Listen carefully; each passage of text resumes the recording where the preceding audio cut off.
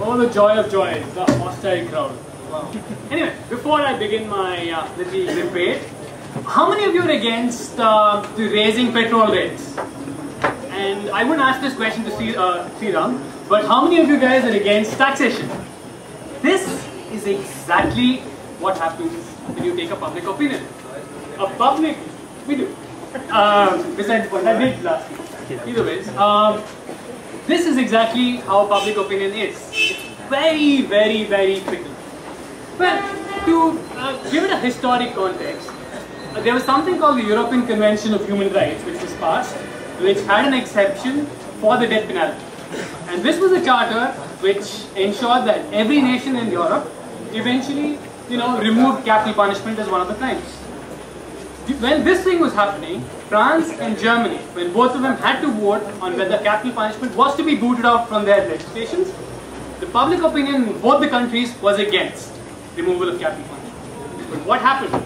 Once the legislature took the step of actually banning capital punishment, the rest of the nation followed suit. They understood the merits of why capital punishment was unnecessary and why it was an ineffective way of dealing with people.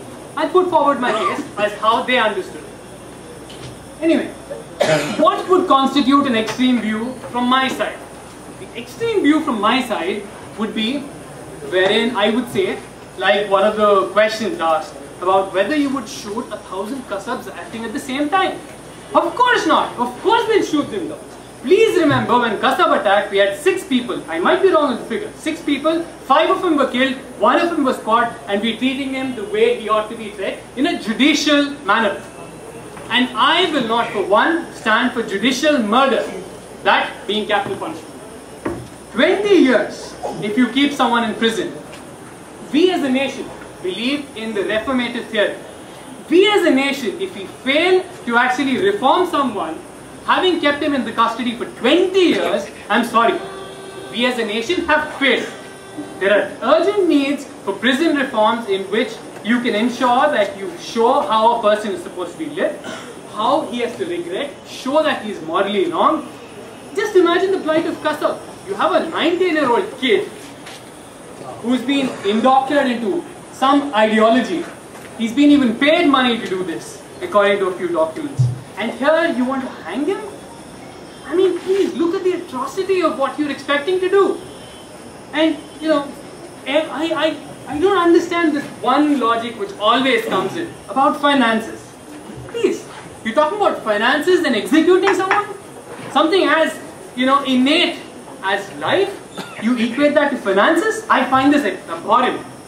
You always, I wouldn't be giving this speech in the US, because in the US the public opinion is against capital punishment, though there are a couple of videos and things to say gubernatorial pause, people actually applaud it. That's people of one party. But either way, I wouldn't be giving this speech. But in India, I don't think we've reached the level of civility if this is the kind of what you are giving. Considering the fact that you always take the easy way out. We always take the easy way out. What's the easy way out here?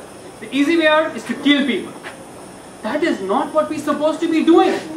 Judiciary is there to ensure that we have a certain moral stance. We take a moral stance saying that we are better than you. We are better than you, and we will let you realize that what you've done is wrong and make them realize that. If, think about, everything. Let's say the Lokpal bill, atrocious bill. Thankfully, we voted it out in Lamaka. Civilized place in these 4 corners. But outside, we are for the Lokpal bill. Does it achieve anything? Absolutely nothing.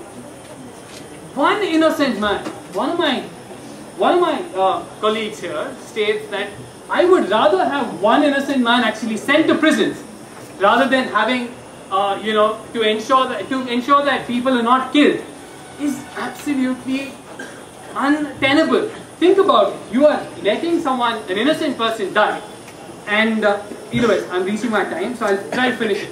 It's not the case of my opponents that it is a deterrent. They no longer talk about it as a deterrent theory, but they talk about it as a retributive theory. If you were to vote for them, you are voting for a retributive society.